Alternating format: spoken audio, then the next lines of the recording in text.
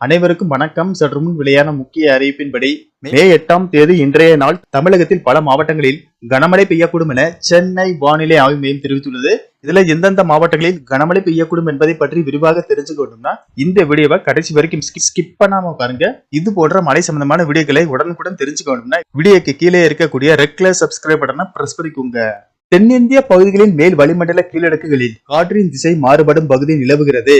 இதன் காரணமாக தமிழகத்தில் இன்று அடுத்த 2 மணி நேரத்தில் சென்னை, திருவள்ளூர், காஞ்சிபுரம், செங்கல்பட்டு, ராணிப்பேட்டை, வேலூர், திருப்பத்தூர், கிருஷ்ணகிரி, தருமபுரி, திருவண்ணாமலை, கள்ளக்குறிச்சி, விழுப்புரம், திருநெல்வேலி மற்றும் கன்னியாகுமரி ஆகிய மாவட்டங்களில் அடுத்த 2 மணி நேரத்திற்கு கனமழைக்கு வாய்ப்புள்ளதாக வானிலை ஆய்வு மையம் தெரிவித்துள்ளது.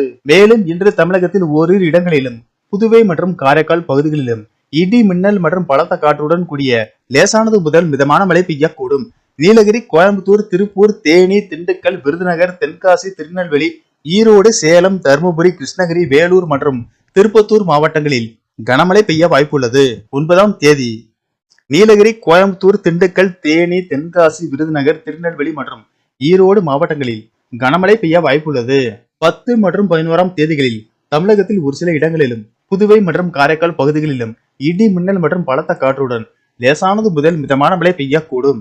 மேலும் வருகிற 13ஆம் தேதி வரை தமிழகத்தில் ஒரு சில இடங்களிலும் புதுவை மற்றும் காரைக்கால் பகுதிகளிலும் லேசானது முதல் மிதமான மழை பெய்யக்கூடும்.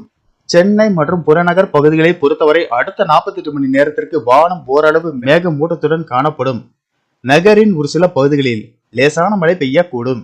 மேலும் குமரி கடல் மற்றும் அதனை ஒட்டிய மன்னார் வளைகுடா பகுதிகளில் சூறாவளி காற்று மணிக்கு 55 கிலோமீட்டர் வேகத்தில் வீசக்கூடும் என்பதால் மீனவர்கள் அந்த பகுதிகளுக்கு செல்ல வேண்டாம் என்று எச்சரிக்கை விடுக்கப்பட்டுள்ளது.